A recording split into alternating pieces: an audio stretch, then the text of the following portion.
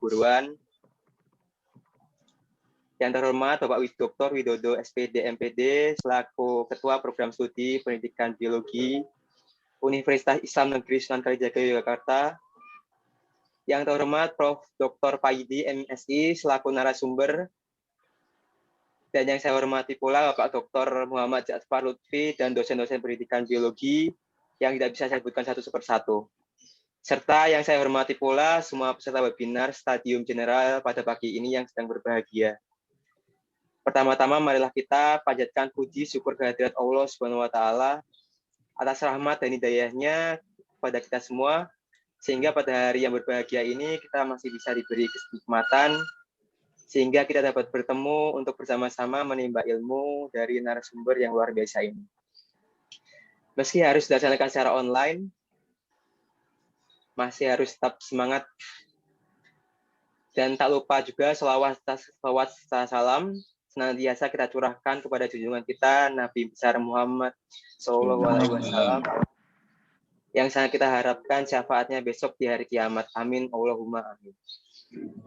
Hadirin yang berbahagia, acara ini merupakan webinar Stadium General yang mengusung tema pembelajaran biologi berbasis potensi dan kearifan lokal yang diselenggarakan oleh Program Studi Pendidikan Biologi Universitas Islam Negeri Sunan Kalijaga Yogyakarta. Sebelum acara dimulai, terlebih dahulu saya bacakan sunan acaranya yang insya Allah akan terlaksana pada pagi hari ini sebagai berikut. 1. Pembukaan, sebagaimana yang telah kita lewati bersama. Yang kedua, pembacaan ayat suci Al-Quran. Yang ketiga, sambutan-sambutan. Yang keempat, acara inti, yaitu webinar yang akan dipandu oleh Bapak Dr. Muhammad Ja'far Lutfi selaku moderator. Yang kelima, dokumentasi. Yang keenam, penutup. Demikianlah sunan acara pada hari ini. Marilah hadirin, kita awali acara pertama ini dengan membaca basmalah bersama-sama. Bismillahirrahmanirrahim. Terima kasih. Selanjutnya untuk pembacaan ayat suci Al-Quran yang akan dibacakan oleh Halifatul Ulayah. Untuk tugas dipersilakan. Mohon maaf untuk pembacaan ayat Al-Quran dipandu oleh Saudara Sanul Abim. Abdul Nufat dipersilakan. Assalamualaikum warahmatullahi wabarakatuh. Waalaikumsalam. A'udzu billahi minasyaitonir rajim. Bismillahirrahmanirrahim.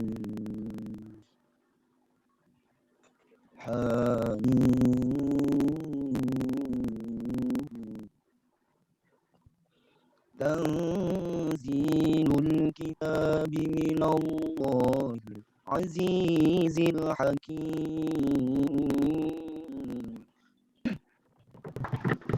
Inna fis samawati wal ardi laayatin lil mu'minin.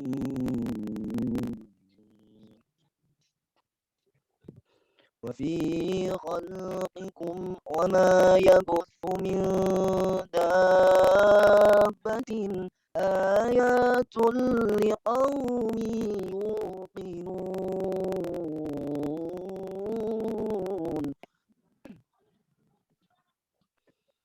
واختلاف الليل والنهار وما أنزل الله من السماء من رزق وما أنزل الله من السماء من رزق فأحيا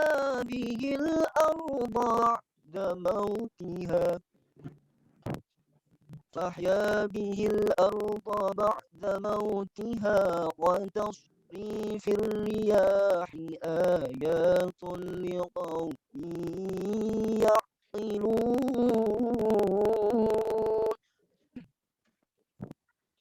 تلك آيات الله نتلوها عليك بالحق فبأي حديث بعد الله وآياته يؤمنون فبأي حديث بعد الله وآياته يؤمنون صدق الله العظيم ثم السلام عليكم ورحمة الله وبركاته. Waalaikumsalam. Waalaikumsalam warahmatullahi wabarakatuh. Untuk ceramah selanjutnya, sambutan yang pertama yaitu akan dibacakan oleh Bapak Dr. Widodo Sarukapodi. Untuk waktu dan tempat, silakan.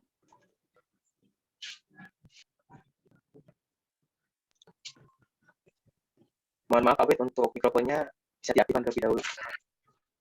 Assalamualaikum warahmatullahi wabarakatuh. Waalaikumsalam warahmatullahi wabarakatuh.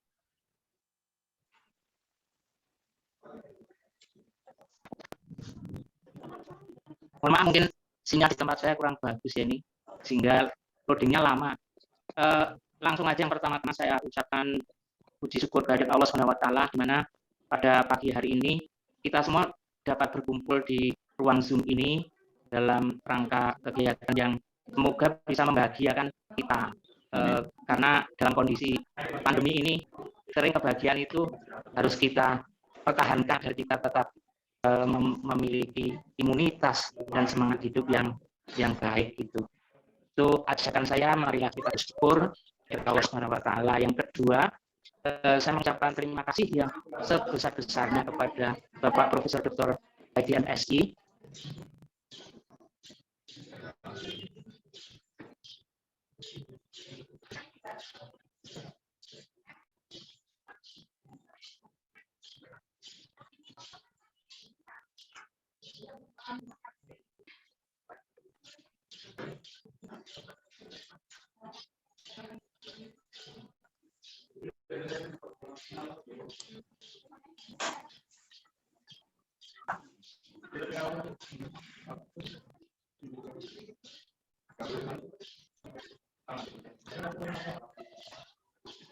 Sepertinya Pak Widodo terputus ya, Bu Pak. Ya. Ya, sepertinya kok terlempar ya, sudah nggak ada ya. Assalamualaikum Pak Wid, tadi terputus sepertinya Pak Wid. Halo, Assalamualaikum.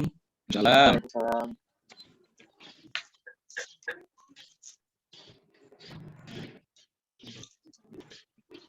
Halo.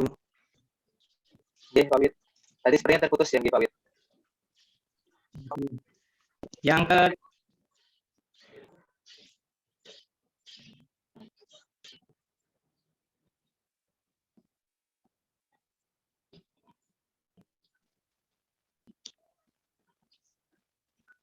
Halo. Monggo Pak, ini Pak. Sambung. Ya, yang kedua, saya ucapkan kepada yang terhormat Bapak Profesor Dr. Baidi MSI yang telah bersedia untuk membagi ilmu, menyebarkan pengetahuan dan sebagainya kepada kami, program studi biologi dan mahasiswa maupun alumni ini Pak, sehingga semoga nantinya menjadi amal jariah yang baik bagi Bapak Profesor Dr. Baidi atas berbaginya ilmu dengan kami ini. Amin. Semoga apa yang kita kaji pada siang hari ini sangat relevan dengan apa yang dikembangkan program studi biologi selama ini dan yang akan datang, yaitu pengembangan muatan-muatan lokal dalam desain proses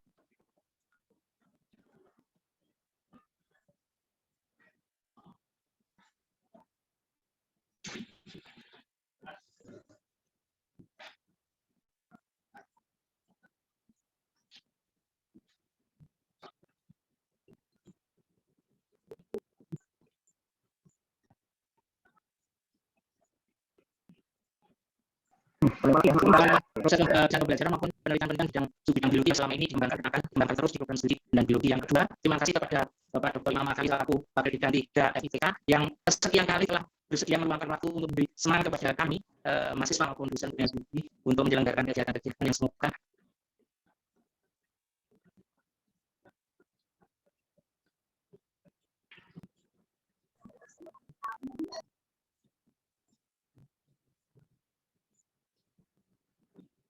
Dan berikutnya terima kasih kepada Pak Dr. Muhammad Ja'far Rudi yang telah berkenan menyediakan waktu juga untuk memoderatori webinar pada siang hari ini. Kemudian kepada panitia yang ternyata terdiri mahasiswa yang telah menyusun acara ini dengan sebaik-baiknya.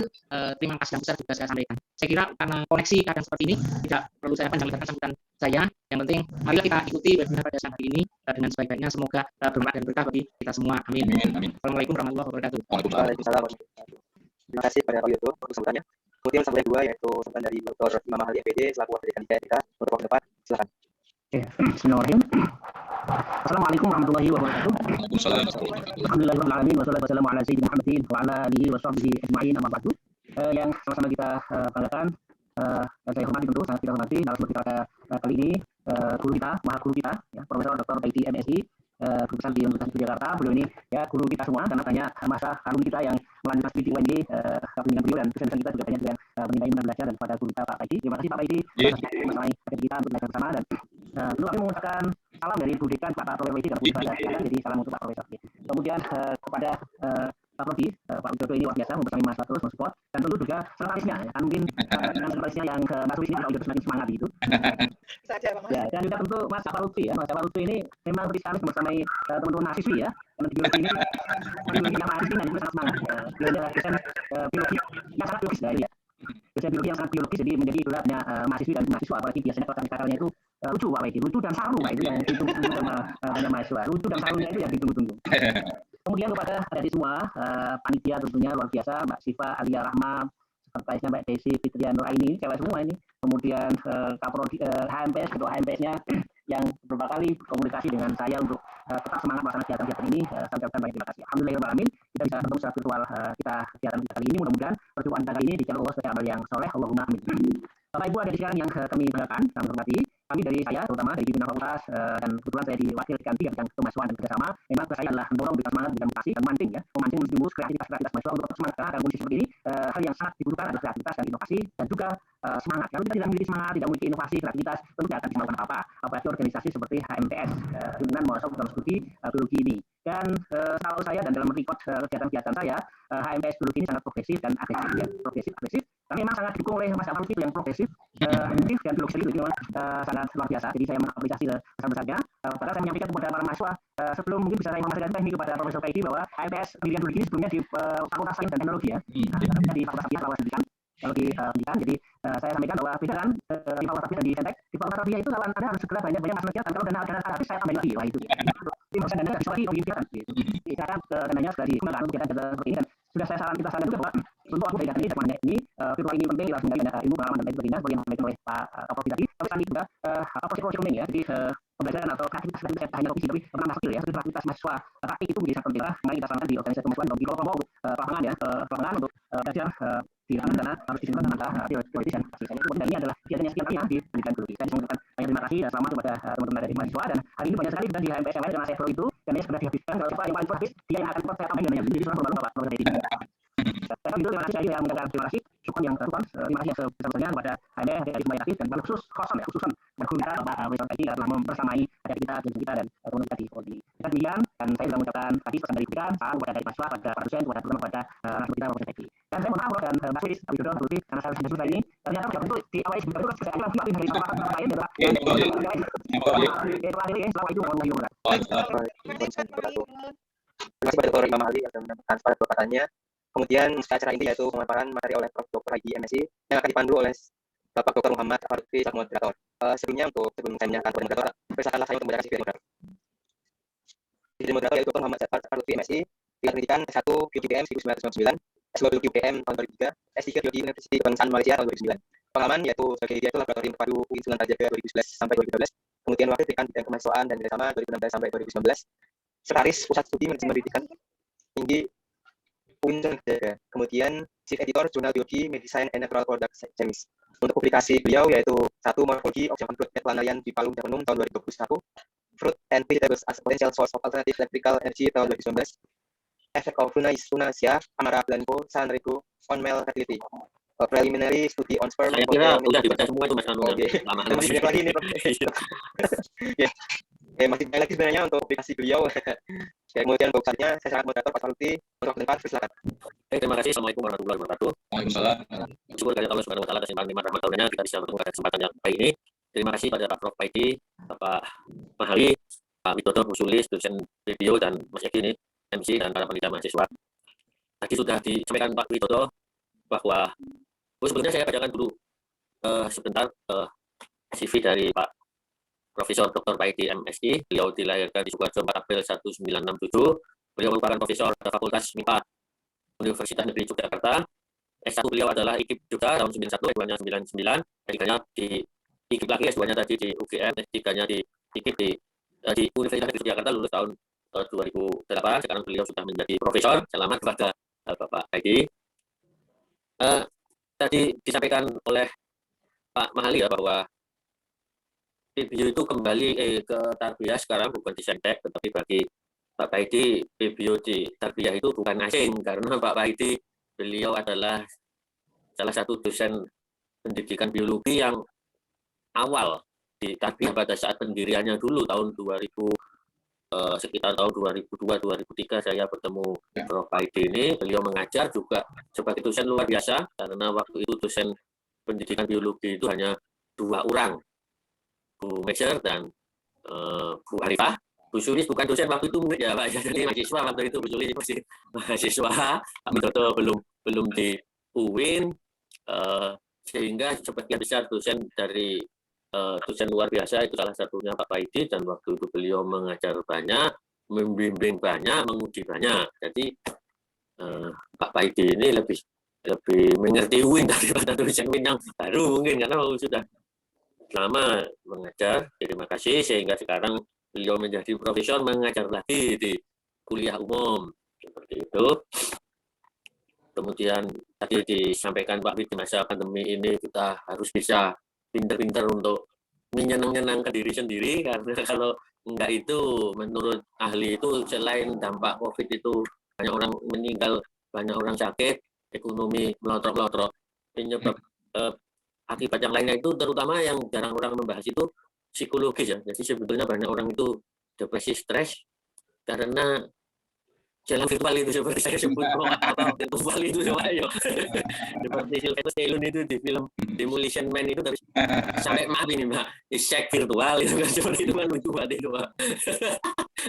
Tapi sebetulnya inti dari ilmu sains atau apapun itu adalah kesendirian. Orang di dalam belajar itu sendiri, tekun, tidak rame-rame. Kalau rame-rame kemudian itu malah susah belajar itu. Jadi ini mengajarkan kita untuk bisa tekun sendiri untuk belajar, inti daripada belajar. Saya kira itu aja, tidak perlu berpanjang lebar karena ini nanti akan disampaikan oleh Pak Paidi tentang pembelajaran biologi berbasis potensi dan kearifan lokal, di mana memang keahlian beliau, profesor beliau adalah di bidang strategi pembelajaran biologi. Jadi mohon para peserta semuanya mendengarkan baik-baik, jangan tidur walaupun kalian itu tidak bergerak karena hanya dipasangi foto, tetapi harus didengarkan baik-baik. Ini virtual yang amat penting, tidak virtual seperti yang lainnya itu kurang penting. Ini virtual yang amat penting. Dari Bapak Profesor Paidi, terima kasih. Selaku tempat kami persilakan, monggo Bapak Paidi. Assalamualaikum warahmatullahi wabarakatuh. Waalaikumsalam warahmatullahi wabarakatuh. Alhamdulillah. Yang saya hormati Pak Widodo, ini Kaprodi, dulu namanya Atris ya, Mas Lutfi ya, Atris biologi, sekarang biologi. Mas Widodo di kelas saya tahu dulu. Yang hormati juga ada Mas Konek, Pak Imam di Wakil Dekan dan Masuhan. Yang hormati ini Bu Suli, saya terima Pak Suli, saya ini murid saya sekarang. Dari dulu ya, dulu saya, sekarang murid saya. Pak Lutfi, saya kenal beliau dulu sangat ganteng, sekarang juga masih ganteng ya. Dulu ya, mudah-mudahan beliau itu ya menurut saya dulu dosen di UIN ya sejak tahun 2001 Mas Salam ya, 2001 sampai 2009 ya, ada 9 tahun lah ya. 2007 Mas Lutfi ke Malaysia nggak salah ya Putri ya, 2009. Saya kenal Mas Lutfi dari mudanya sampai muda. Ya, alhamdulillah. Justru kita panggilkan ke hadirat Allah Taala, kita masih diberi berkah umur, berkah sehat, ya, dan kesempatan untuk bisa bertemu di dunia maya di ruang virtual ini. Dan terima kasih juga pada Pak Widodo, Pak Sulis adalah mengundang saya untuk bergabung di kuliah umum untuk pagi hari ini. Sedikit saya sebelum lupa Mas Lutfi ya, sama Pak Lutfi adalah masih muda ya. Pak Widodo masih melek ya Pak Widodo ya? Masih Bro, masih. Halo Pak Wid. Ya, saya ini sedikit untuk ulang-ulang gini Mas Lutfi ya, saya merasa berutang pada Pak Widodo ini. Mudah-mudahan masih connect ya. Kalau tidak salah tahun 2007 atau 2008 ya, pernah diundang Pak Widodo untuk memberikan kuliah umum juga di UI waktu itu. Ya, tetapi tahun 2008, 2009 mungkin baru 2010 ya, mungkin baru 10 ya. Waktu saya puncak-puncaknya jadi orang sibuk Pak Mas Lutfi, baru 10 ya. Sibuk maksudnya, sibuk saya membantu di 2 kementerian waktu itu. Ya, saya sedang mengisi kuliah umum di jadwalkan jam 8 sampai jam 11 kalau salah pagi itu waktu itu. Jam 10 saya dapat telepon dari Pak Dirjen. Harus ke Jakarta waktu juga sehingga saya percepat kuliah umum dan langsung lari saya. Dikejar waktu itu sampai ke pagi dan saya lari dengan beliau ini. Waktu itu oke, mohon maaf izin karena keadaan waktu itu saya lari bagi waktu dan ini kesempatan saya untuk membayar hutang saya pada Pak Widodo yang mudah-mudahan nanti terungkap tidak sampai kuliah lagi sampai tuntas lah. Oke, alhamdulillah. Dan juga yang saya sangat banggakan para mahasiswa prodi pendidikan biologi ini semester berapa ini? Semester 4 atau 5 atau 6 ya Pak Sulis? Ini seluruh angkatan ini, Prof. Oh, seluruh angkatan. Oke. Alhamdulillah. Ya, selamat bergabung. Ya, ini mohon maaf mohon izin Sabtu menjadi libur ya. Ini harus tidak libur, nanti digaui oleh sekretaris prodi untuk bergabung di ruang virtual. Mudah-mudahan mendapatkan manfaat ya dari ngobrol-ngobrolnya tidak sia-sia. Saya mohon izin untuk share bahan. Saya sudah sampaikan ke siapa ya, tapi PDF-nya nanti kalau diperlukan powerpoint saya share juga bahan untuk diskusi kali ini.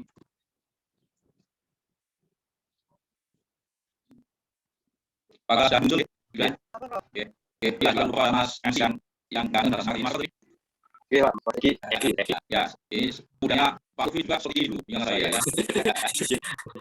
Ya, jadi saya adalah Mas Lutfi siap untuk didahului sekiranya diperlukan. Saya sangat harus menggunakan hal jadi Mas Lutfi saya diajak Bu Kapolri waktu itu bersama membangun berdirinya tadris biologi yang waktu itu sangat dinanti-nanti oleh beberapa kalangan. Ya, panitia meminta saya untuk mengangkat bahan diskusi dengan judul pembelajaran biologi berbasis potensi dan kearifan lokal. Ya, nanti mohon diberitahu sekiranya suara saya tidak jelas atau sinyal saya naik turun. Ya, kadang-kadang tidak sadar, mohon diingatkan. Ya, diskusi kita awal dari beberapa pertanyaan kunci, mudah-mudahan menjadikan arahan mau kemana diskusi kita hari ini. Yang pertama, mengapa kita harus diskusi mengenai potensi dan kearifan lokal? Ada apa dengan potensi dan kearifan lokal? Kemudian, seperti apa, bagaimana urgensi potensi dan kearifan lokal itu kalau kita kaitkan dengan bahan atau sumber belajar kita di era saat ini. Kemudian juga bagaimana caranya kita memastikan bahwa potensi dan kearifan lokal itu memang layak dapat digunakan untuk bahan belajar mahasiswa. Kemudian bagaimana mengemas sesuatu yang berasal dari potensi kearifan lokal itu menjadi siap diimplementasikan dalam pelajaran. Dan terakhir ini yang paling sulit dijawab adalah bagaimana nanti kita menerapkan ya dan juga mengimplementasikan apa yang dirancang itu ke dalam pembelajaran yang harapannya tidak saja membuat mahasiswa itu tahu, bisa, tetapi juga arif dalam konteks bisa menunjukkan unsur-unsur Islami, jadi seorang ilmuwan yang juga Islami, seorang guru yang Islami, seorang warga yang Islami, dan tidak juga tertinggal dan selalu berorientasi pada perkembangan zaman yang mau tidak mau kita harus hadapi. Ada beberapa pengertian mengenai potensi dan kearifan lokal.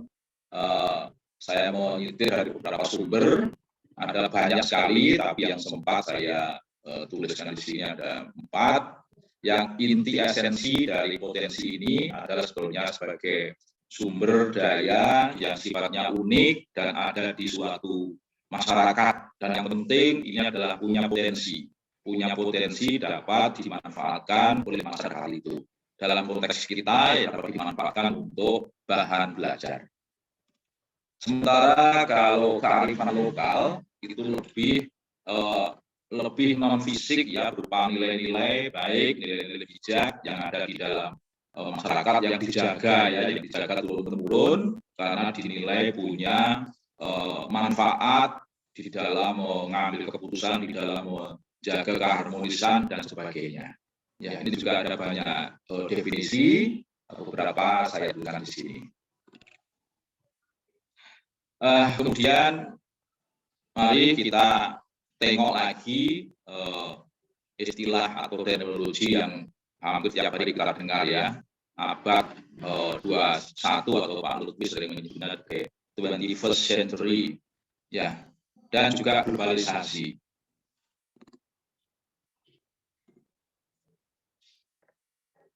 Saya berusaha menggambarkan beberapa unsur yang terkait dengan abad 21 dan juga globalisasi.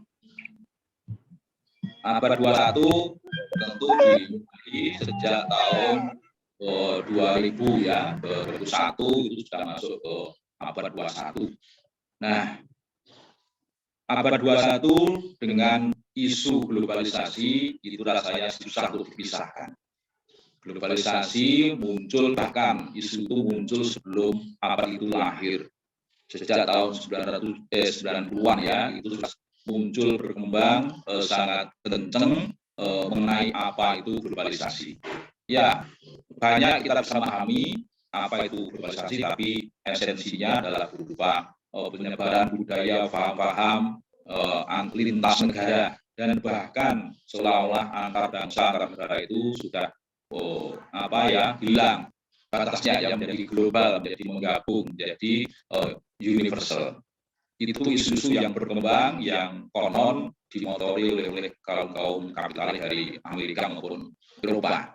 Ya, Mas lebih banyak tahu mengenai ini. Kemudian juga pada saat yang hampir bersamaan, ini mana yang lebih dulu, apa globalisasi, atau isu yang kedua yaitu perkembangan iptek dan ekonomi yang sangat super cepat. Ya, bahkan menjadi seolah-olah unpredictable waktu itu ya, karena perkembangannya sangat cepat. Nah, banyak ahli sebelum abad 21 itu sudah banyak menganalisis mengenai apa di abad 21. Ya, salah satunya Pearson yang mengingatkan kepada kita semuanya, jangan sampai iptek dan ekonomi yang berkembang sangat pesat itu lupa sebagai alat. Ya, jadi kalau iptek ada pembangunan gedung-gedung, pembangunan pesawat, ada temuan-temuan teknologi sampai ke artificial intelligence saat ini, itu bukan tujuan, tapi sebagai alat untuk mensejahterakan umat manusia. Jadi ingatkan oleh beliau jauh hari. Nah, ini tentu isu ini kalau terjadi ya seperti yang disampaikan oleh Pearson ini, tradisi-tradisi tentu akan terancam keberadaannya, karena tidak bisa bersaing, tidak bisa berkompetisi dalam arus budaya dan paham asing yang sangat kuat. Kemudian juga agama ini juga ditakutkan oleh sebagian kalangan, akhirnya menjadi termarginalisasi dan akan beberapa menjadi semacam formalitas ya, tidak menjadi bagian dari kehidupan umat karena budaya asing yang mempengaruhi. Nah, banyak ketakutan mengenai ini, namun ada beberapa yang lain yang berpikiran lain seperti Roland ini ya, yang melihat globalisasi itu bukan sesuatu yang harus ditakuti ya, bukan masalah, bukan harus dihindari, melainkan harus dihadapi sebagai peluang yang memberikan ruang bagi masyarakat lokal yang berbeda untuk memiliki semangat dalam meningkatkan diri, memperbarui keadaan dalam menemukan tradisi dan identitas bersama. Nah, menurut beliau ada isu yang sebagai tandingan ya dari globalisasi untuk kita, yaitu internasionalisasi. Ya, mungkin nanti bahasa Jawa bisa dipahami oleh orang-orang Amerika, kebanyakan orang Eropa kebanyakan ya, termasuk budaya-budaya yang lain bisa menjadi mendunia ya, karena kita tidak merasa inferior, kita merasa bahwa apa yang kita punya ini juga punya potensi, punya manfaat, dan barangkali orang lain juga patut untuk menghormatinya. Nah, dari sini kita juga tengok bahwa perkembangan abad 21 terus saja ya seperti deret ukur laporan matematika itu ya sangat cepat perkembangannya. Beberapa orang mengatakan era abad 21 terutama sejak tahun 2010 itu kita masuk ke namanya era yang penuh dengan ketidakpastian, era disrupsi. Apa-apa yang kita pikirkan saat itu bisa tidak akan dipakai dalam beberapa waktu kemudian. Sebaliknya, apa yang 5 tahun yang lalu belum pernah terpikirkan menjadi kenyataan di saat ini. Pekerjaan-pekerjaan yang dulu ada sekarang hilang. Sebaliknya, muncul pekerjaan baru yang belum pernah terpikirkan 2-3 tahun sebelumnya. Itu era disrupsi, era yang penuh dengan ketidakpastian.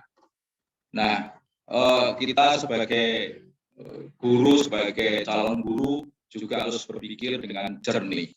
Kalau kita membekali siswa kita untuk belajar sesuatu, nah yang dipelajari siswa ini betulkah akan bermanfaat di 5 tahun ke depan?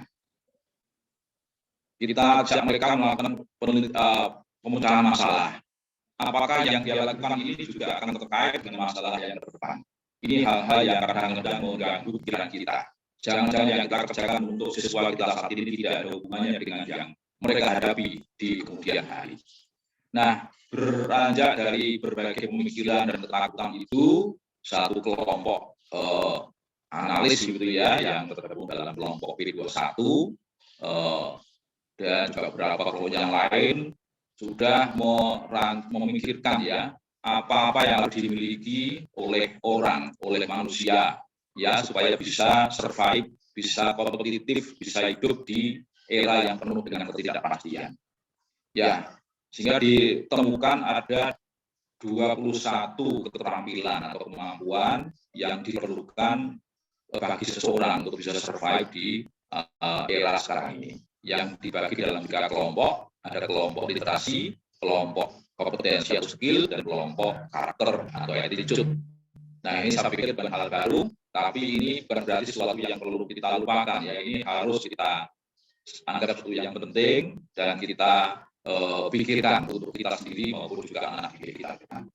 Nah, hal yang sangat penting dari kompetensi ini salah satunya adalah critical thinking ya. Critical thinking ini sangat diandalkan untuk dikembangkan pada semua anak, termasuk anak didik kita. Nah, dengan kemampuan berpikir kritis, maka seseorang ini akan bisa hidup dalam kondisi seperti apapun, dengan berbagai kondisi, dengan berbagai situasi. Dia akan selalu bisa melihat apa-apa yang perlu dikerjakan, apa yang perlu ditinggalkan, mana yang penting, mana yang tidak penting, karena jiwa critical thinking-nya ini. Dia bisa melihat peluang-peluang kerja, dia bisa melihat peluang-peluang hal-hal yang dapat dikerjakan ke depan. Inilah pentingnya critical thinking. Nah, barangkali dalam dunia pendidikan kita membekali ini lebih dari yang lain. Kalau belajar sel misalnya ya, maka dalam hidup sehari-hari mungkin sel itu tidak begitu bermanfaat, tapi ada hal lain yang paling kali sekaligus belajar sel, kita bisa menanamkan critical thinking kepada mereka. Ya, misalnya bagaimana sel itu bisa hidup sendiri maupun berhubungan dengan sel yang lain. Bagaimana dia mencukupi kehidupannya dirinya ya, bahkan dia juga bisa menjaga jaringan yang lain. Ini hal yang pertama dicermati sekaligus belajar dengan ajar. Bisa belajar tentang hal-hal yang sifatnya hubungan-hubungan ya, sebab akibat, kemudian komparasi, kemudian apalagi ya yang itu barangkali ada nilai-nilai yang dapat diterapkan untuk kehidupan yang lain. Nah, biologi as a tool, kita percaya itu biologi itu sebagai alat. Kita bisa mempelajari biologi untuk kita ambil ibrohnya, ya lesson learn-nya untuk kita terapkan dalam kehidupan sehari-hari. Ini adalah yang penting kita cermati dari 21st century skills ini. Kemudian bagaimana pembelajaran abad 21 terkait dengan kemampuan-kemampuan yang dituntut untuk anak didik kita tersebut. Nah, tentu pembelajaran 21 harus mampu membekali lulusan-lulusan kita itu memiliki kemampuan yang dituntut di era 21 tersebut. Nah, ada banyak ciri, banyak bentuk, banyak warna ya yang bisa kita usulkan, yang bisa kita pikirkan untuk pembelajaran 21 supaya memang pembelajaran itu bisa membekali anak didik kita memiliki kemampuan-kemampuan yang diperlukan. Nah, paling tidak ada 4 unsur yang saya sarankan dari Partnership for 21st Century Skills. Yang pertama bahwa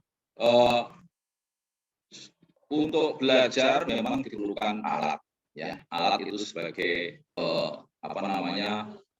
sebagai pembantu ya, sebagai pendukung kita untuk bisa memahami, bisa menguasai keilmuan.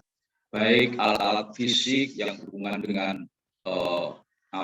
bisa membantu memperbesar, memperkecil objek memperkecil pandangan kita objek, maupun alat bantu dalam konteks untuk mendukung, membantu berkomunikasi dalam era saat ini. Ya, jadi teknologi ini bisa punya makna teknologi sebagai hardware maupun sebagai software.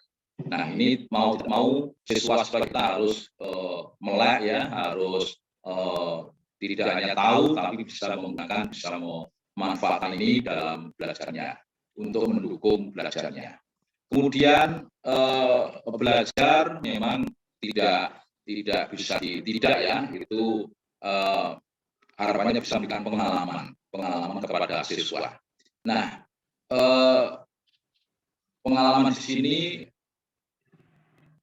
tidak bisa kita pikirkan sebagai sesuatu yang tradisional ya. Dulu kan kita punya pikiran bahwa belajar biologi itu ya berinteraksi dengan objek-objek biologi.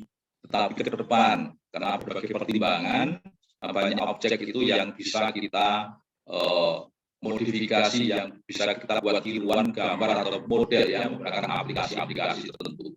Nah, ke depan anak-anak kita perlu kita bekali menggunakan dan syukur juga membuat ya aplikasi-aplikasi yang bisa mempermudah kita memahami objek dan persoalan biologi, seperti penggunaan augmented reality, penggunaan virtual reality, bahkan dalam konteks saat ini penggunaan virtual lab itu juga sangat didorong. Di samping kita masih perlu menggunakan objek dan permasalahan persoalan nyata sebagai contoh, sebagai konten dan sebagai kontak untuk kita bisa belajar dengan baik. Nah, kemudian yang ketiga, belajar harus mengintegrasikan antara pengetahuan dan keterampilan. Ini sudah lama diterapkan di sekolah ya, karena 2013 dalam jabaran rencana itu selalu mengaitkan ya antara kompetensi yang sifatnya knowledge ya, KI 3 dengan kompetensi sifatnya skill dengan KI 4 ya, selalu diintegrasikan. Nah, memang antara knowledge dengan skills ini memang bisa saling membantu ya, saling berkuat. Dan yang terakhir, tadi Pak Lutfi mengatakan belajar yang intensif itu secara individual.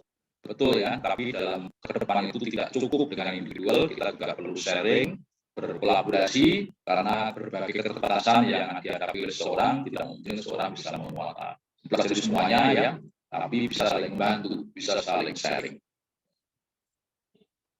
Nah, untuk termasuk menguasai life skill.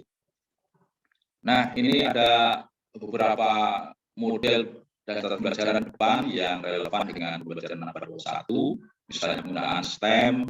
STEM ini sudah sudah sifatnya lintas disiplin ya, interdisipliner antara sains, teknologi, engineering dan juga matematika. Bahkan ada unsur seni ya. Proyek seni sangat disarankan untuk bisa membangun kemampuan dan jiwa critical thinking dan juga kreativitas yang sangat dituntut dimiliki oleh orang di masa sekarang ini. Nah, dengan upaya-upaya ini, maka harapannya kemampuan yang tadi disusun oleh P21 kalau P21 ya, yang kita kenal dengan forces atau 4C atau bahkan sekarang menjadi 6C atau 7C bahkan ya, mungkin ke depan 10C lah, mungkin semakin banyak C yang dianggap penting. Nah, ada critical thinking, creativity, kemudian kolaboratif dan juga communication, itu 4C. Ada juga yang logika komputasi, compassion itu kan kasih sayang gitu ya, ini juga penting ternyata ke depan. Ada juga yang menambahkan tidak hanya computational logic dan juga compassion, tapi juga kemampuan untuk menjadi warga negara ya, juga karakter itu penting dimiliki anak-anak di era sekarang ini. Nah, kemudian kita modifikasikan untuk pembelajaran biologi di era abad 21, ya sama ya, belajar menggunakan teknologi ICT terutama. Tadi berhubungan dengan AR, VR, itu sangat kental ya, mungkin tidak dapat kita hindari dalam waktu dekat ini. Belajar menggunakan potensi lokal yang ada di sekitar kita, belajar mengintegrasikan pengetahuan dan keterampilan tentu, dan juga belajar membangun skill ya di kolaboratif bersama tadi.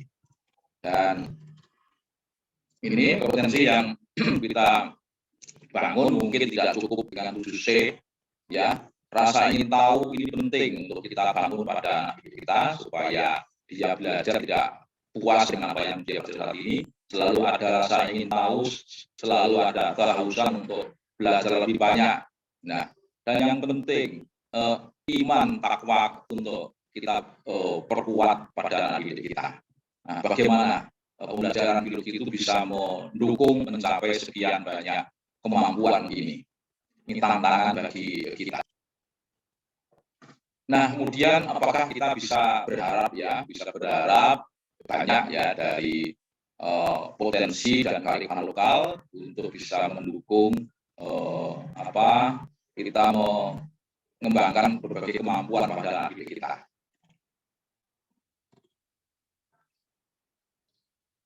Nah, ada keinginan kita yang sudah terrumuskan, tercantum di berbagai dokumen-dokumen tujuan belajar kita, bahwa kita ingin menyelenggarakan pendidikan dan pembelajaran yang bisa mengangkat budaya dan potensi lokal, guna mendukung pembangunan daerah nasional juga berkontribusi pada pemecahan masalah regional, nasional, dan global. Ini seperti impian ya, seperti mimpi. Nah, tapi yang mimpi itu kita bisa wujudkan ya dalam praksi, dalam aktivitas di sekolah, di kelas, di ruang-ruang lain yang bisa memberikan sentuhan pendidikan dan pembelajaran.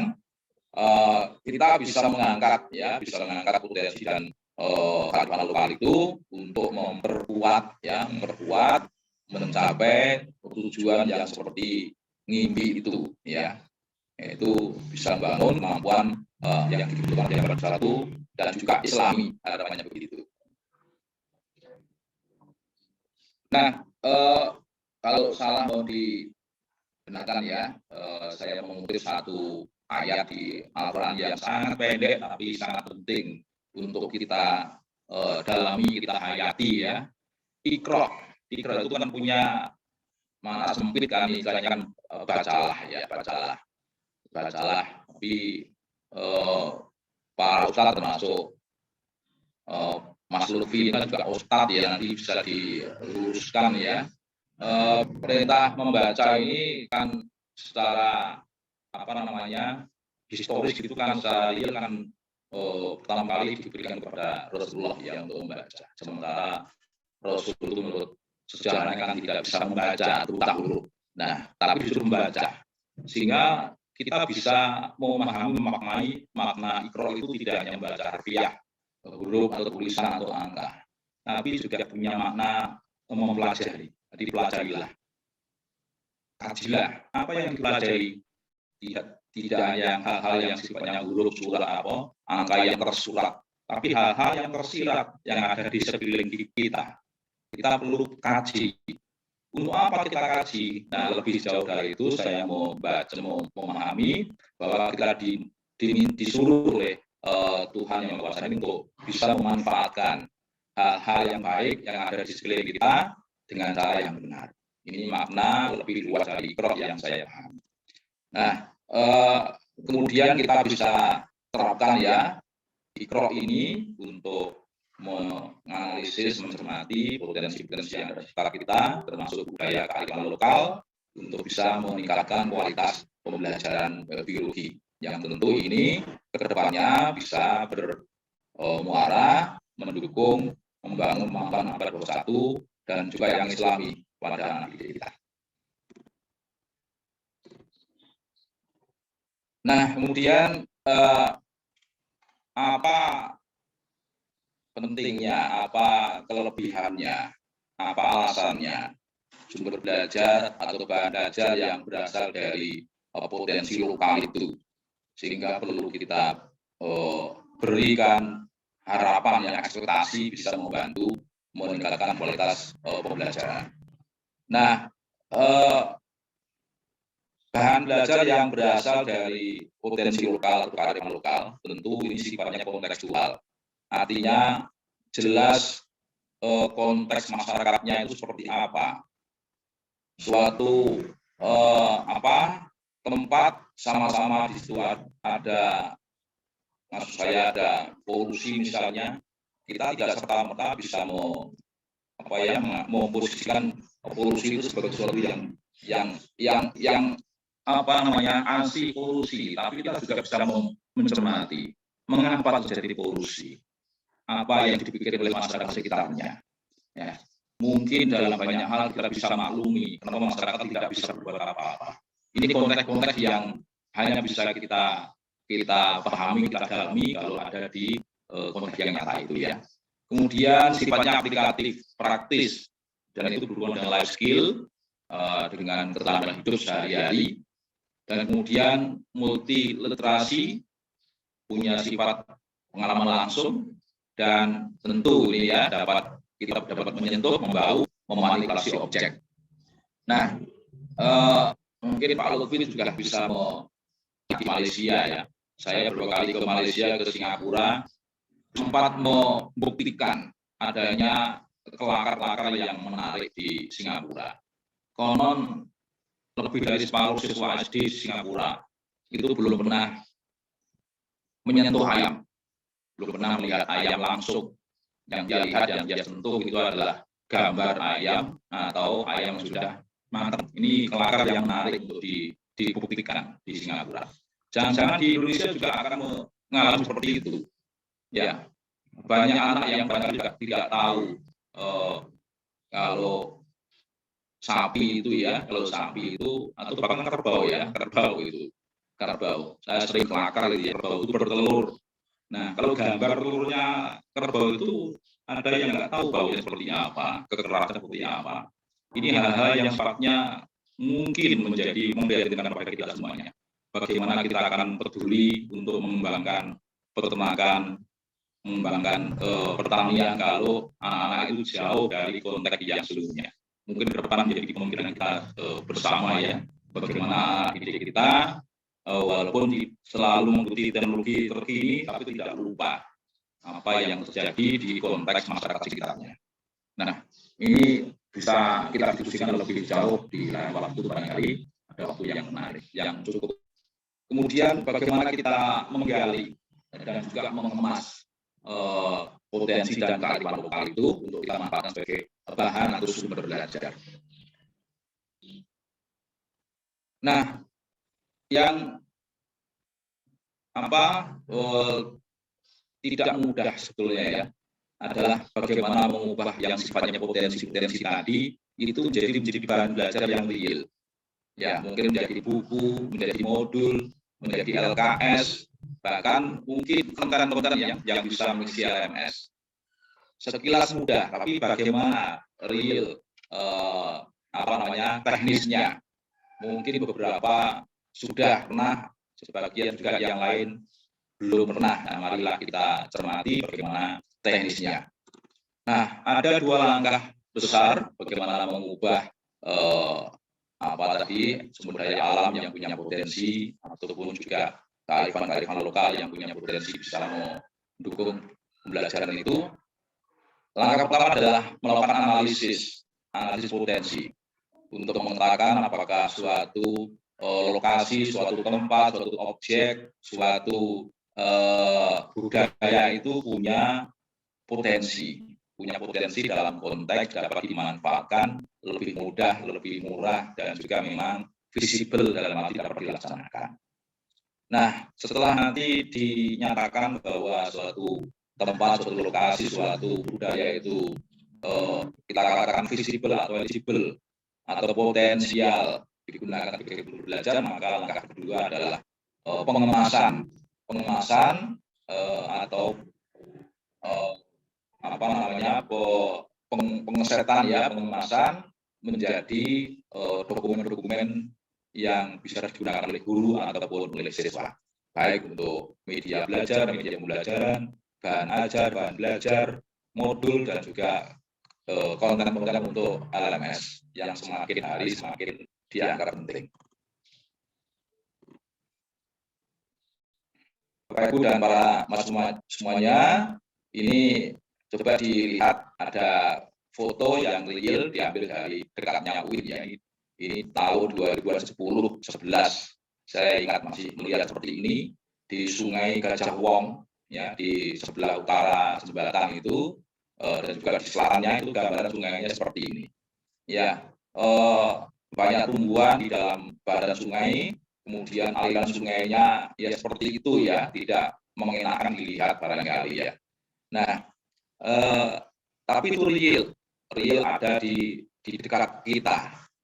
Nah, apakah barang yang real itu tidak mungkin bisa kita manfaatkan, ataukah itu memang sekedar sesuatu yang dianggap sebagai sampah yang perlu kita buang? Nah, saat ini memang sudah bersih ya, tapi di banyak tempat kita bisa temukan hal seperti ini yang kita perlu cermati ya, karena tadi kita disuruh oleh Tuhan untuk ikro ya, kita cermati apakah punya potensi ya, yang ada di sekitar itu tidak potensi, sekalipun sepertinya kotor, sepertinya kumuh, tapi mari kita cermati, barangkali di dalam kondisi yang memang belum dengan dibersihkan itu dapat kita manfaatkan. Nah, sebagai sumber belajar, bahan ajar atau bahan belajar. Nah, analisis itu secara real ada beberapa langkah prosedur ya.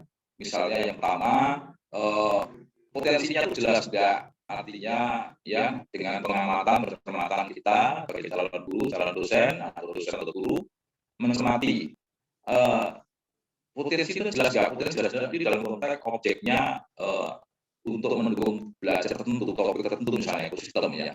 Ekosistem itu dengan tentu kita perlu dukung ada komponen-komponen ekosistemnya. Kemudian komponennya itu kita bisa kenali ya hubungan antara mereka. Kemudian juga kita bisa menduga fungsi di situ ya, ada arus energikah, ada siklus materikah, kemudian ekosistem itu dinamiskah ataukah sebelum statis. Nah, untuk bisa mengatakan itu kan perlu didukung oleh objek-objek yang di situ tersedia nggak untuk mendukung untuk mengatakan ini ada produsen, ada konsumen 1, konsumen 2. Kemudian ini antara tumbuhan hewan ini juga ada hubungan interaksi antara mereka. Nah, dicermati itu adalah analisis nomor 1 ya, mencermati kejelasan potensinya. Kemudian kalau ada banyak tumbuhan, banyak hewan gitu, kita juga harus cermati apakah itu sesuai dengan kurikulum atau tujuan belajar ya. Di sana ada materi pokok. Nah, ada juga kompetensi dasar, subkompetensi. Apakah itu mendukung kira-kira ya, perlu kita analisis juga. Nah, apakah cocok untuk anak didik kita SMP, SMA atau S1 atau bahkan S2. Nah, dan lain-lain adalah pertanyaan yang perlu dijawab melalui tahlil dari calon guru, calon dosen atau guru dosen yang ingin memanfaatkan suatu objek itu menjadi bahan belajar. Nah, kemudian juga ada yang mengusulkan langkah-langkah itu menjadi lebih sederhana ya. Di samping kelengkapan ketersediaan objek di situ, di samping juga kesesuaiannya dengan kurikulum, juga dilihat visibilitasnya dalam konteks kalau dimanfaatkan tempat itu apakah aman, ya aman dari karena secara fisik mungkin tempatnya kurang aman, mungkin ada benda-benda yang membahayakan, ada makhluk lain yang membahayakan dan sebagainya. Amankah?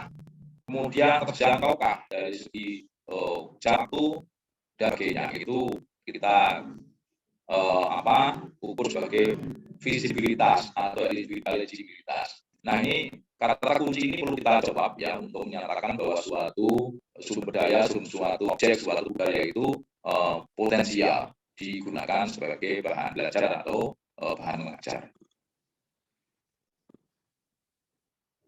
Nah, sekiranya kita memutuskan bahwa badan Sungai Gajah Wong di dekat jembatan itu dianggap potensial untuk belajar apa? Misalnya belajar belajar mungkin ekosistem kah atau pencemaran kah? Nah, mungkin nanti kita bisa manfaatkan untuk para mahasiswa kita, ya, untuk para mahasiswa ya di UIN sendiri ya. Nah, dalam bentuk apa pemanfaatan itu? Yang paling mudah ya dalam bentuk LKPD atau LKM, lembaga kerja untuk mahasiswa. Nah, ini katakanlah untuk bahan praktikum atau bahan pengamatan.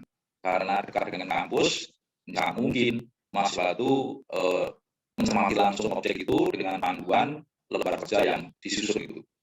Nah, mungkin juga bisa kita arahkan sebagai bahan atau materi belajar bagi anak didik atau siswa yang di tempat lain, tempat jauh. Kemudian kalau anak itu harus langsung datang ke Sungai Gajah Wong, bisa profil atau keberadaan benda-benda atau objek-objek yang ada di sungai itu dipotret, di-capture, ditulis sebagai modul ya, sebagai modul atau dalam bentuk buku atau dalam bentuk media-media yang sudah dibuat videonya atau paling tidak audionya, videonya, gambarnya. Nah, ini bisa dimanfaatkan oleh siswa yang jauh dari lokasi. Nah, kemudian sekali lagi kalau objek jaga potensial, nah kita bisa persempit lingkupnya ya untuk mata kuliah apakah mata kuliah pendidikan lingkungan hidup ya untuk kasus pencemaran atau mungkin untuk mata kuliah ekologi untuk topik ekosistem terbuka misalnya. Nah, kita perlu analisis lebih lanjut dari potensi lokal itu kandungannya ya, kontennya untuk mendukung penguasaan pengetahuan dari siswa. Karena literasi yang tadi ditetapkan sebagai sesuatu yang dimiliki oleh siswa itu salah satunya adalah berisi konten atau knowledge. Nah, kita pastikan di situ ada apa? Dari unsur biotiknya, produsennya apa saja? Mungkin di samping apa saja berapa banyak? Terus mungkin juga berapa ukurannya? Banyak hal yang bisa kita catat dari produsen di situ. Apa saja? Densitas seperti apa, distribusinya seperti apa, untuk dapat dicatat. Kemudian juga biotik yang lain yang tergolongkan bagi konsumen apa saja jenisnya, seperti apa, dinamika, mobilitasnya dan lain-lain, densitasnya, distribusinya. Kemudian yang abiotik, airnya, tanahnya seperti apa kondisinya, baik pH-nya, mungkin bau, kekeruhannya yang secara langsung ataupun tidak langsung mempengaruhi kehidupan makhluk hidup di situ. Kemudian tanah juga dapat kita cermati ya, mungkin keruan tanah ya, ke tekstur tanahnya, tekstur tanahnya, kemudian pH tanahnya dan lain-lain. Nah, kita bisa juga cermati apakah itu ada aliran energi, siklus materi yang melintas di antara makhluk hidup yang di situ. Kemudian juga bagaimana dinamika ekosistemnya. Itu dari segi konten ada banyak hal yang bisa kita analisis, kita bisa gali dari potensi itu. Kemudian dari segi kompetensi, dari segi skills, kita juga bisa pikirkan bagaimana teknik pengamatan yang baik yang sudah dilakukan oleh siswa atau mahasiswa. Kalau siswa seperti itu, kalau mahasiswa seperti itu, tentu beda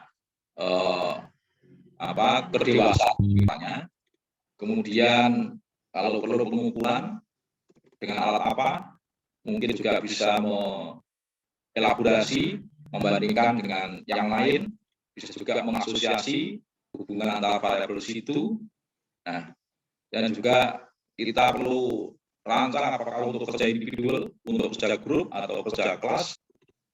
Kemudian bagaimana nanti kita bisa memberikan rambu-rambu untuk mereka bisa mengambil makna, menyimpulkan dari apa yang dikerjakan.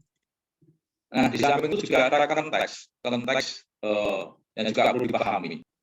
Konteks dalam arti mengapa terjadi seperti itu. Tentu kejadian-kejadian itu tidak terjadi begitu saja. Bisa kita lihat sebab akibatnya. Lalu di situ banyak air-air dari masyarakat sekitar mengalir ke situ. Itu kita pertanyakan mengapa masyarakat membuang di situ. Apakah karena tidak tahu, apakah karena memang tidak ada tempat untuk membuang. Ini tentu ada hal yang perlu kita pikirkan secara bijaksana ya, tidak pertama-tama kita mengatakan mereka salah. Mungkin kesalahan mereka pun bertingkat ya, ada yang salah sekali, ada yang mungkin karena belum pengetahuan mereka dan lain-lain. Juga apakah ada hubungan ya itu dengan kondisi sosial ekonomi. Untuk warga tentu yang jangankan tempat membuang sampah, kadang-kadang duduk pun ya nggak cukup karena sempitnya tempat ya. Itu kadang-kadang memang tidak punya pilihan lain untuk tidak membuang limbah itu ke sungai ya, karena tidak ada pilihan dan tidak kemampuan secara ekonomi sosial. Nah, itu konteks yang perlu dicermati. Apakah sudah ada hubungan dengan kadar iman takwa? Nah, kalau iman takwanya kuat, kebersihan itu kan diyakini bagian dari keimanan. Nah, apakah ya itu perlu dicermati sebagai konteks untuk memahami mengapa itu terjadi. Nah, hal-hal yang perlu kita petik, kita gali dari potensi ini sangat banyak ya, sangat banyak bisa memberikan bisa menjadi bahan belajar untuk siswa dan mahasiswa kita. Nah, dari konten, kemudian kompetensi dan juga konteks yang bisa digali dari potensi itu kita yakin nanti bisa dipelajari untuk akhirnya bisa mendukung siswa punya kemampuan yang diharapkan ya, termasuk kerangka bisa itu ternyata tidak jauh dari literasi ya. Di sana siswa diminta untuk mempunyai pengalaman konteks, konten, kompetensi dan juga attitude ya. Nah, mudah-mudahan dapat didukung dari penggunaan potensi lokal ini untuk belajar biologi. Kemudian pemahaman pada konteks itu kita bisa arahkan untuk bicara etika, moral yang itu tidak jauh dari ajaran agama kita. Nah, sehingga menjadi komplit lah apa yang diperoleh siswa ketika mempelajari biologi menggunakan potensi lokal atau kearifan lokal yang ada di sekitar mereka. Nah, kemudian masih ada beberapa ini barangkali kita tengok yang kearifan lokal. Kearifan lokal yang tadi kita kenali sebagai sedikit banyak itu ada unsur budaya, ada nilai-nilai, ada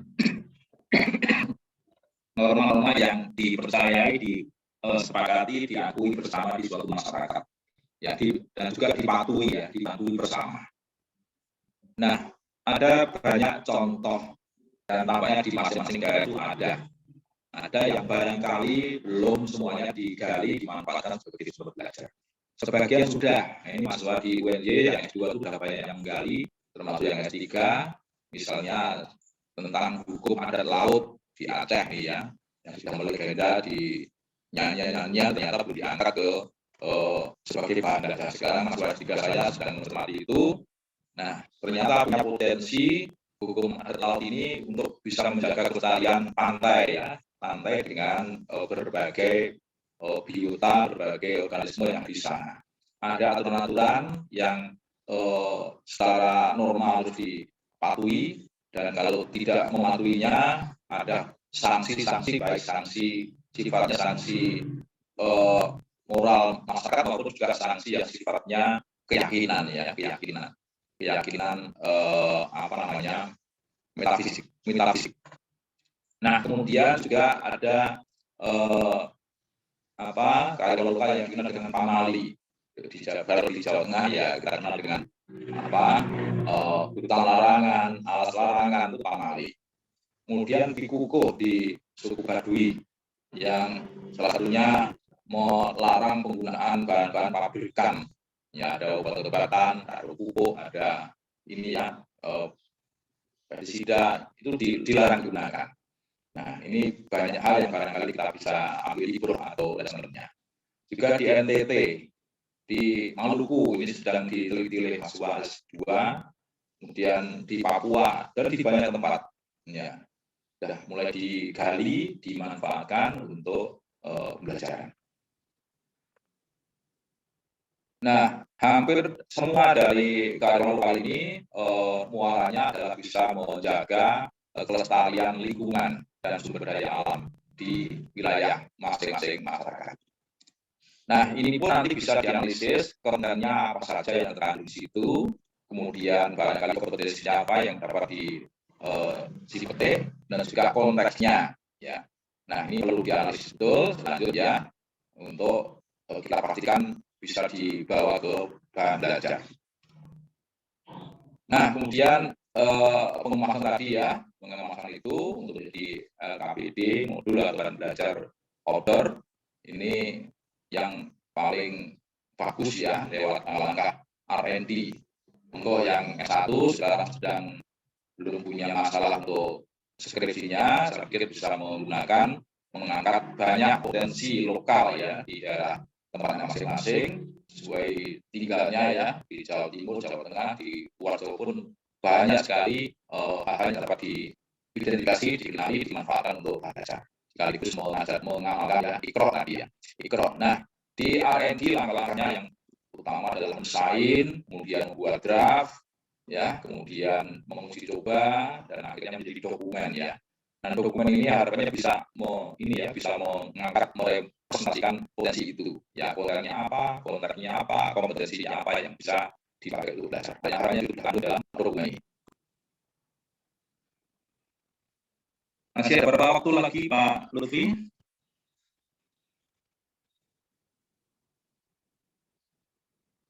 Halo, Mas Lutfi.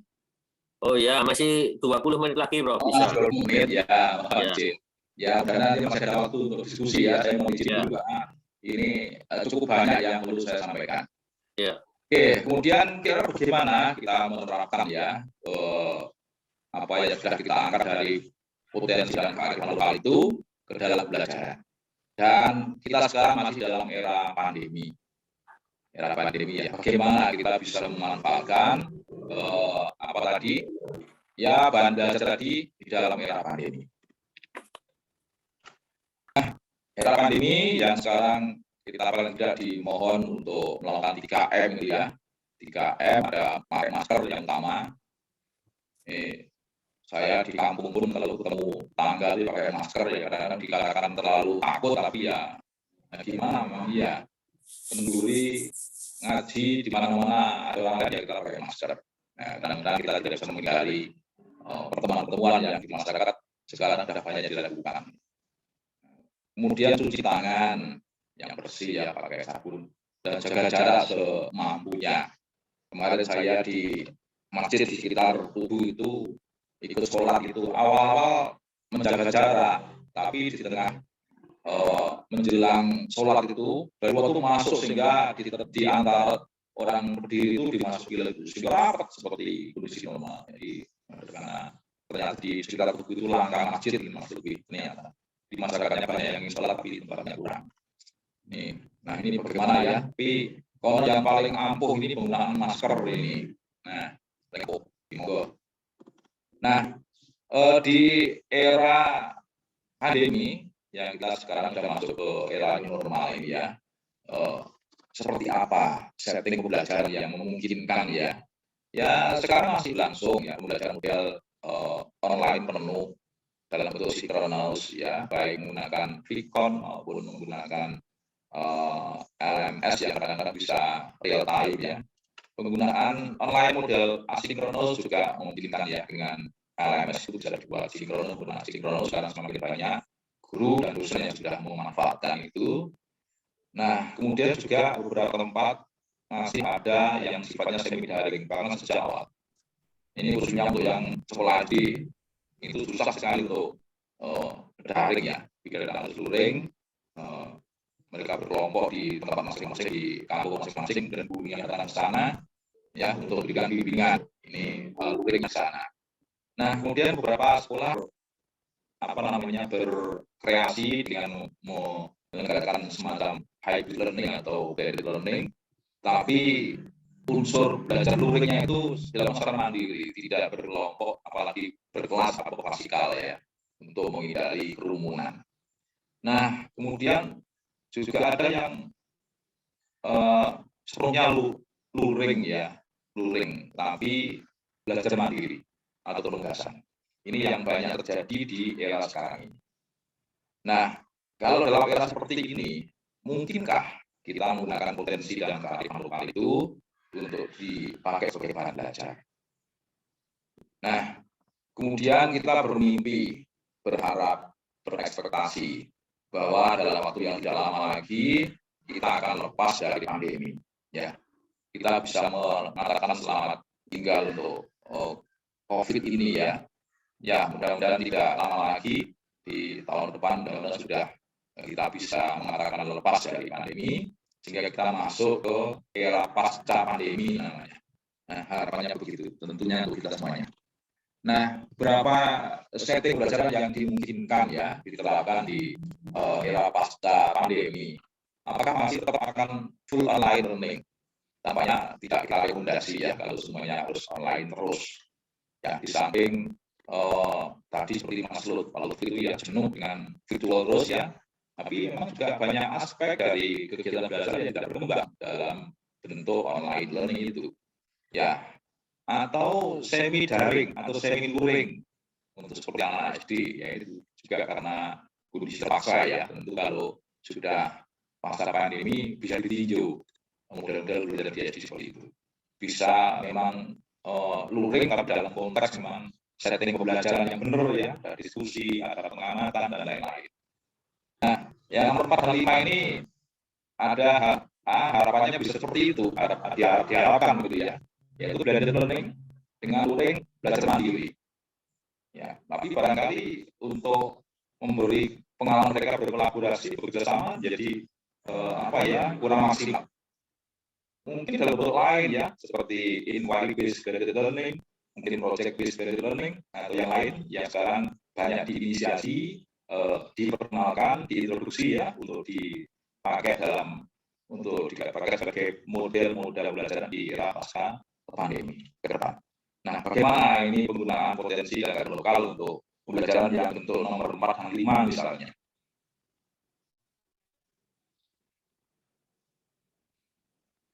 Nah, tadi kita sudah selesai menganalisis dan juga mengemas potensi lokal itu menjadi bahan belajar atau bahan ajar, mungkin dalam bentuk LKM, KPD, bentuk handout, bentuk modul, atau memang masih dibiarkan di sana sebagai sumber belajar untuk outdoor. Untuk outdoor learning memang harus ke lokasi.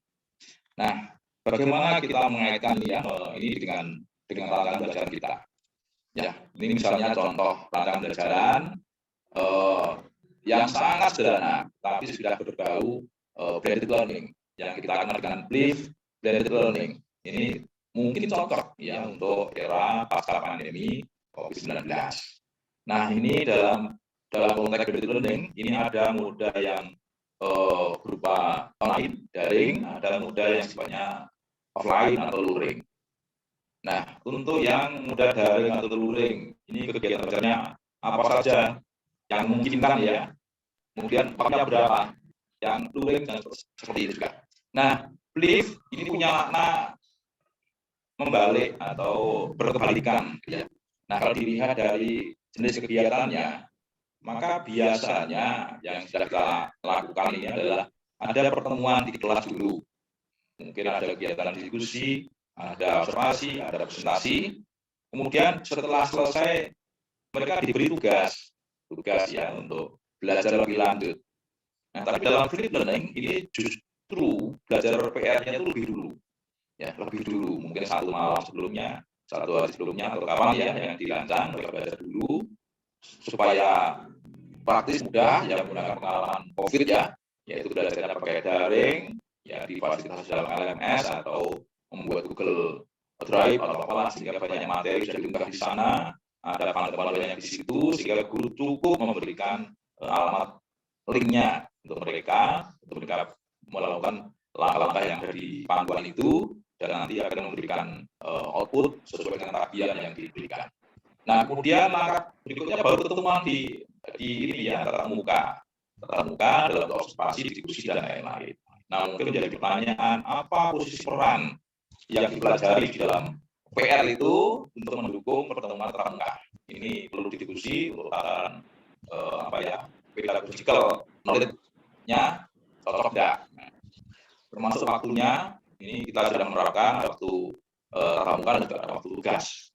Nah, kalau ke depan nanti kelas-kelas itu perlu digunakan separuh maksimal ya, separuh masuk, separuh belum, dan mungkin dapat dimanfaatkan ya. Yang separuh bisa belajar dulu, baru kelas ya, dipertukar, mungkin lebih efisien dalam masa pasca pandemi di tahun depan. Nah, ini bagaimana mau manfaatkan tadi? Ya, monggo ini ya, LKM itu bisa kita pakai ya, kita unggah ke LMS, bisa menjadi panduan mereka belajar mandiri. Ya, kemudian modul juga bisa diunggah ke LMS, nanti Google Drive yang kita punya.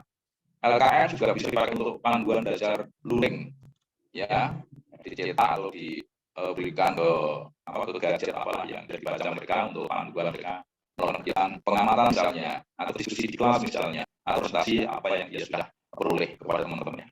Nah, kemudian sebagai memang masih bahan belajar di lapangan, yaitu bisa mendukung kegiatan luring yang mereka bisa diedukasi untuk mengamati objek yang masih ada di dalam konteks nyatanya. Nah, ini kemudian tentu sebagai dosen kita juga perlu memastikan ya, apakah yang kita rancang itu bisa mendukung pencapaian kompetensi, literasi, dan karakter. Nah, perlu dilakukan penilaian, ya, bisa menggunakan tes, non-tes, ya ini monggo detailnya mungkin perlu nanti perlu didiskusikan supaya rancangan ini realnya ada, dapat dilaksanakan, dan nanti penilaian juga bisa dilakukan dengan baik sehingga kita tidak hanya teoretis tapi dapat dicobakan dalam kegiatan real. Saya pikir teman-teman di UIN punya kapasitas untuk ini ya, untuk ke depan mahasiswa melakukan penelitian untuk skripsi, untuk ini harus disampaikan oleh saya dengan mengenai. Saya sudah hampir habis materi saya sampaikan, di situ menjadi bahan yang dapat dipakai untuk siswa, untuk mahasiswa, untuk dosen, dan lain-lain ini yang perlu dilakukan sebagai bagian dari konsekuensi. Tanpa ini rasanya susah untuk melaksanakan apa yang kita gagas itu. Nah, barangkali itu Pak Lutfi, saya sangat berharap ada feedback, ada diskusi untuk semakin mematangkan apa yang menjadi pikiran saya dan juga barangkali teman-teman untuk kita padu, kita gabungkan sehingga memperoleh bahan, memperoleh pemahaman, memperoleh mungkin juga syukur sampai ke semangat, motivasi untuk merealisasi apa yang kita diskusikan di pagi ini. Terima kasih. Assalamualaikum warahmatullahi wabarakatuh. Waalaikumsalam warahmatullahi wabarakatuh. Terima kasih Bapak Profesor Baidi. Kita berikan dulu aplaus kepada beliau. Virtual aplausnya.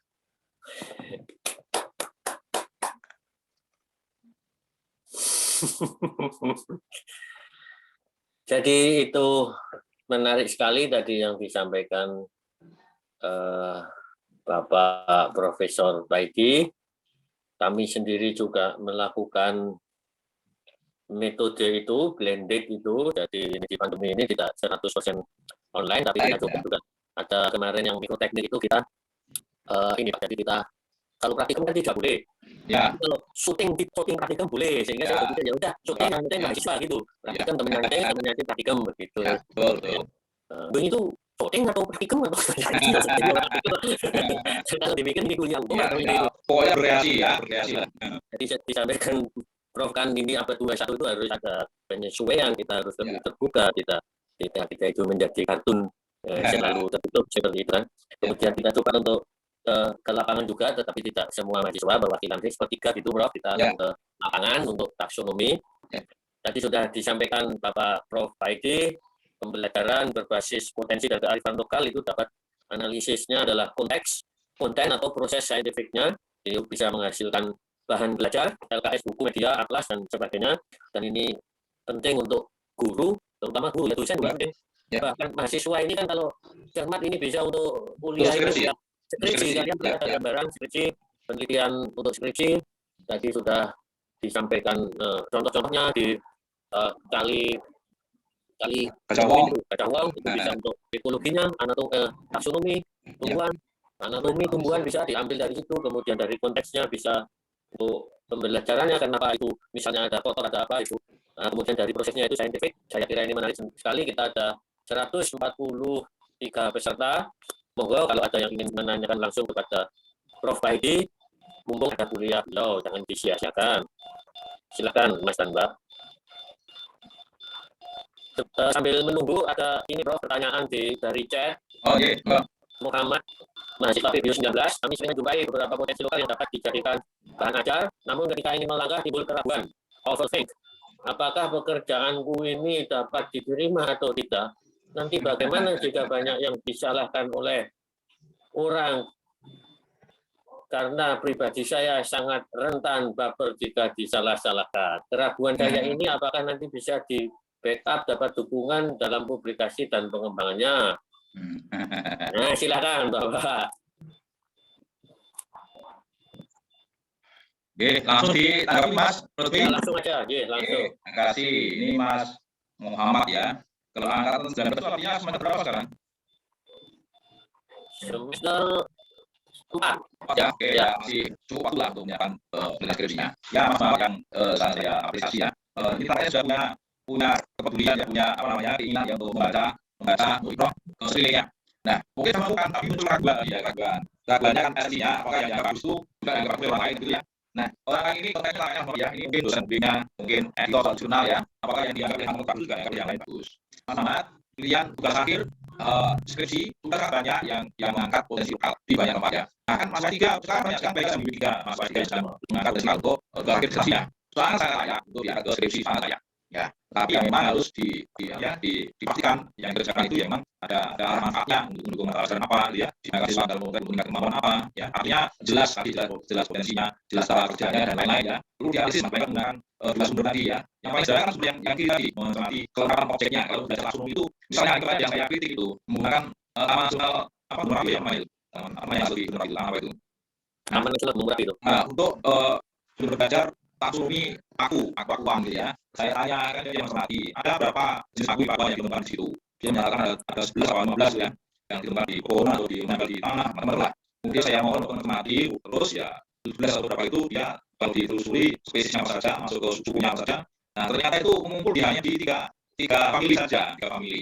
Nah, saya menyatakan kalau hanya di 3 famili yang mungkin potensial belajar taksonomi bagaimana belajar taksonomi ditunjukkan dalam 3 suku, tapi masih memungkinkan ya. Saya suruh mencoba terus untuk bagaimana mengangkat taksonomi itu ya di tingkat di bawah famili apa namanya ya. Karena dia sangat semangat ya, mungkin tidak bisa nanti belajar di tingkat subspesies apa namanya ya, mungkin enggak. Nah, itu bagian dari kelengkapan ya objek, jadi harus dicermati. Ya juga tadi dicermati mengenai kecocokannya ini kepada siapa, untuk siswa SMP, SMA atau S1 ya dengan kurikulum, dan bahkan dengan kurikulum yang itu juga tuntutan baru satu kan lebih dari kurikulum kita ya plus ya, nah, mungkin mengambil kritis dan lain-lain ya, pastikan bisa mendukung itu. Dan yang ketiga namanya visibilitasnya, tempat itu untuk berguna itu visible enggak, tetapi ada bahaya tidak kalau sana jaraknya terjauh dia tidak dan lain itu banyak dengan visibilitas atau visibilitas. Kalau 3 hal itu dapat dijawab Mas, tapi ini sangat layak ya, jangan sampai urusan bimbing jurnal akan mengiakan sebagai yang layak publikasi ya. Itu pertama dalam menjawab yang diingat. Terima kasih. Oke, terima kasih Bro, jadi sangat layak Bro. Bapak yang bimbing 3 disertasi untuk potensi lokal itu ya Bro? Ya sama sudah jawaban bagus juga ada ya. Nah, tuh, apalagi untuk skripsi itu tentu sangat layak ya. Ya, silakan ada lagi Mas dan Mbak. Mas Fikri. Nah, ini memang kita diutus nih ya. Iya. Jangan kasih ini bayarmu ini Mas Fikri ini. Assalamualaikum, Prof. Edi. Contoh ini orang yang tidak puas dengan apa yang sudah diperoleh ya. Enggak Mas? Izin bertanya, Pak Lutfi. Terima kasih bertanya. Jadi alhamdulillah ada kesempatan pagi hari ini. Perkenalkan saya Ali Fikri dari Kudus. Ada beberapa hal yang saya tanyakan. Ini kemarin ada di Japri sama Bu Sulis, Pusek Prodi. Wah ini kebetulan sekali. Jadi beberapa bulan kemarin Prof. Paidi kami aturi untuk untuk menularkan ilmunya ke kami terkait pengembangan MBKM. Jadi persiapan MBKM itu kaitannya juga ini dengan kearifan lokal dan potensi lokal ini. Ya.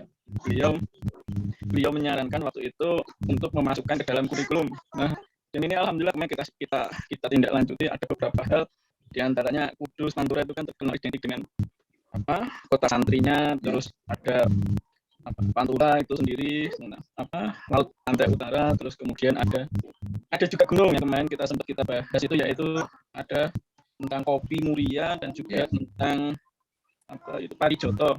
Ya. Yang alhamdulillah sudah kita kembangkan itu. Nah, dari itu kemudian ini ada pertanyaan, bagaimana mengemas? Jadi kalau kemarin kita baru sebelum dimasukkan dalam kurikulum itu kita mengemasnya menjadi proyek.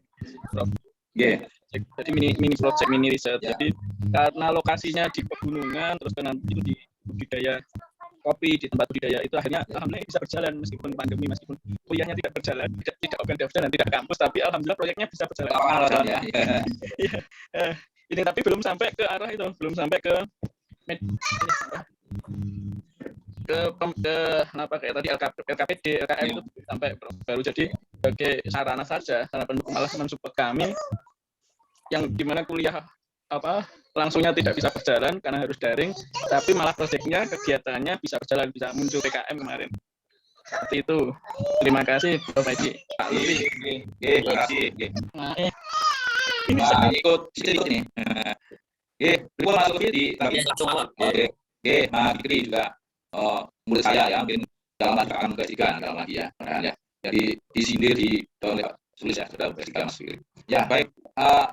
Ini perbedaan antara praktisi dengan akademisi ya Mas Lutfi ya. Di sama-sama memelihara kopi, sama mencermati kopi itu praktisi ya, mikirnya bagaimana mulai kopi yang bagus ya dijual ya. Tapi kalau akademisi ya itu biasanya nilai kemampuan apa yang digali dari kegiatan itu untuk siswa kita, untuk mahasiswa kita. Ya, ada knowledge mana, konsep apa yang bisa diperoleh, skills apa yang bisa dicapai, dan attitude apa yang bisa berkembang dengan belajar itu. Ini yang digali oleh dosen. Ya, tadi bagi oleh Mas Lutfi ya, ada konten, kompetensi, satu skill dan juga konten tadi itu. Saya yakin banyak ya yang bisa digali di situ. Dan supaya nanti diusulkan ke LKM Mas Fikri ya, di luar kerja, apa yang perlu dipikirkan dan dikerjakan oleh mahasiswa itu ya dituangkan di LKM itu. Sehingga ada panduan yang standar minimal, seseorang itu belajar itu akan boleh itu, akan boleh itu, akan boleh itu. Itu diyakini dan dirancang.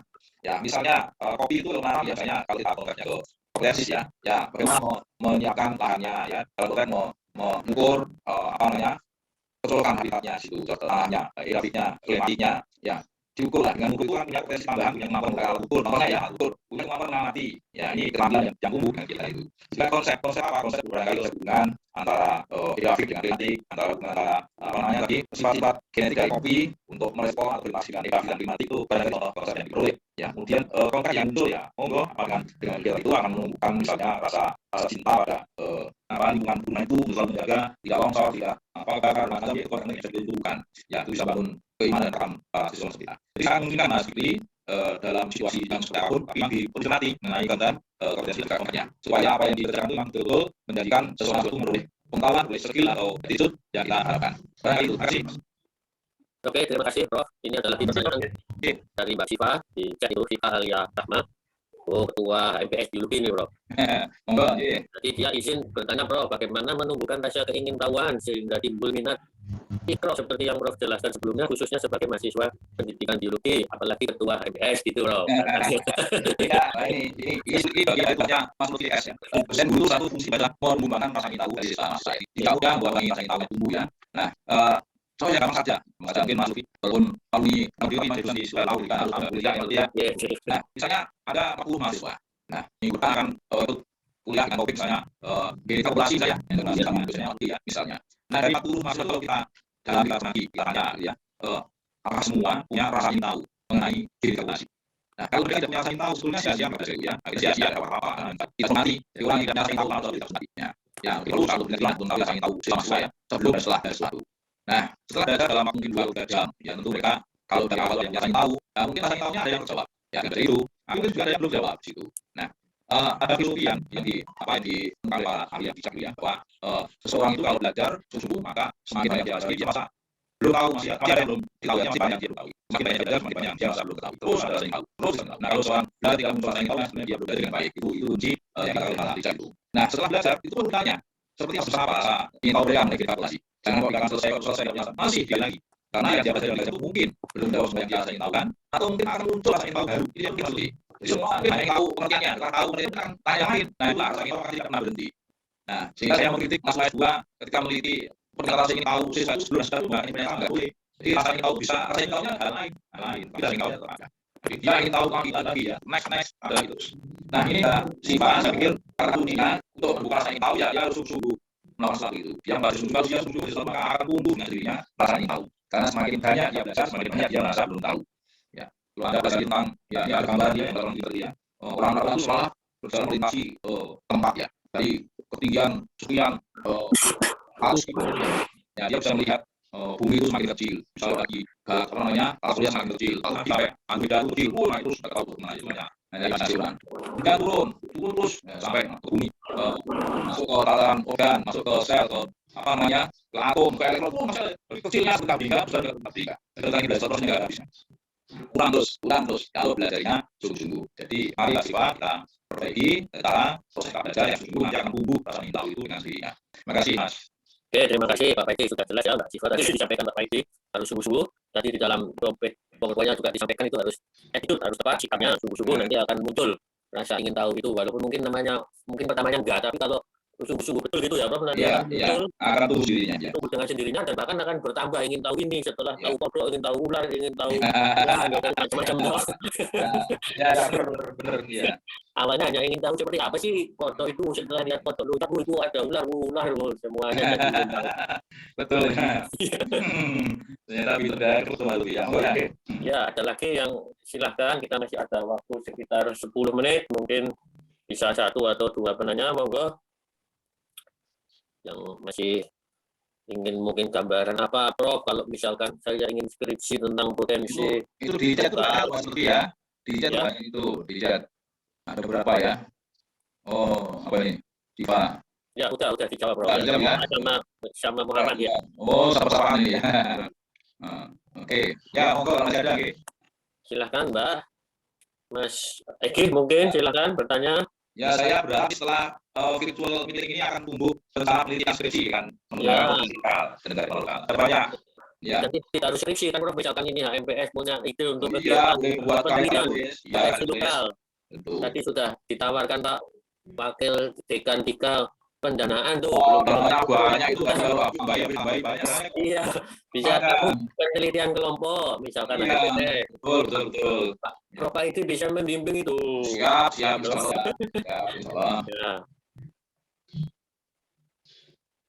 Ya, silakan. Atau yang apa? Dari kelompok yang jauh itu. Ya, silakan Mas. Monggo kalau masih ada yang mau ditanyakan barangkali.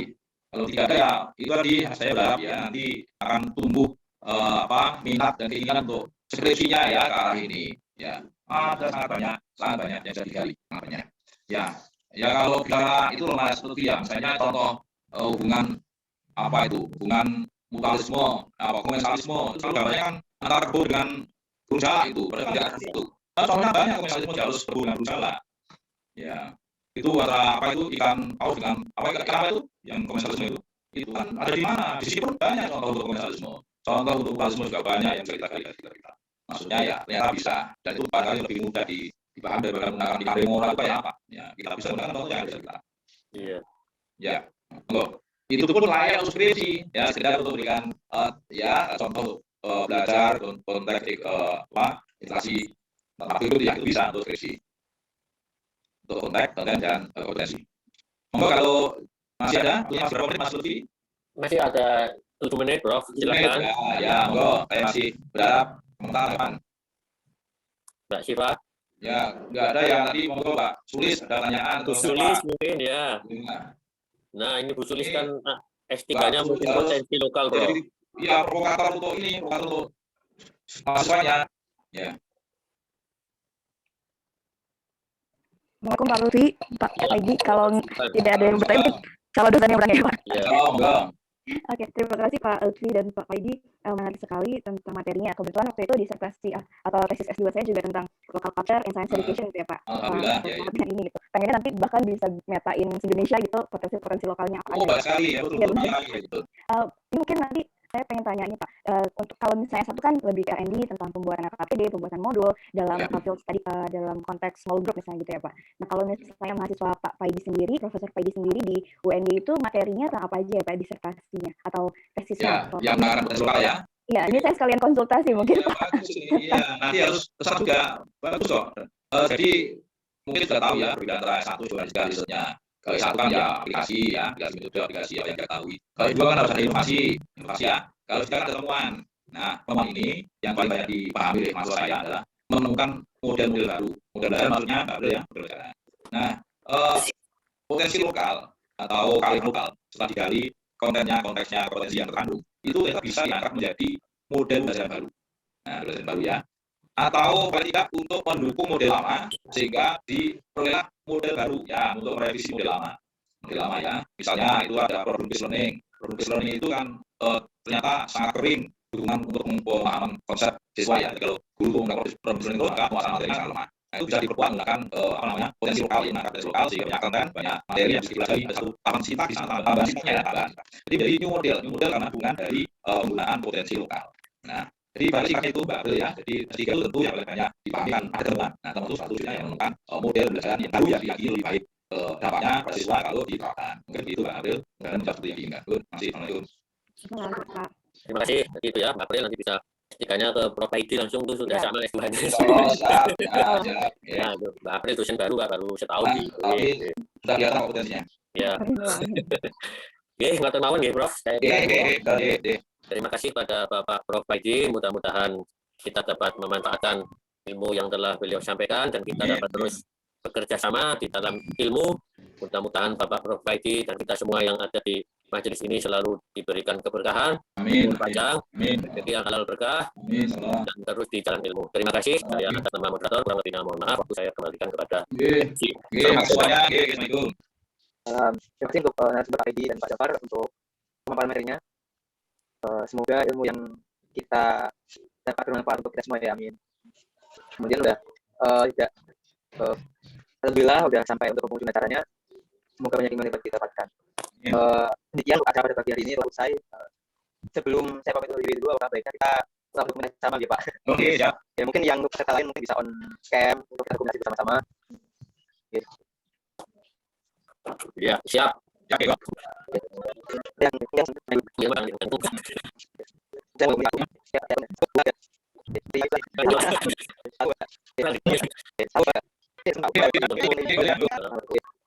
Lagi, Mbak Ana, menyalakan alumni masih ya.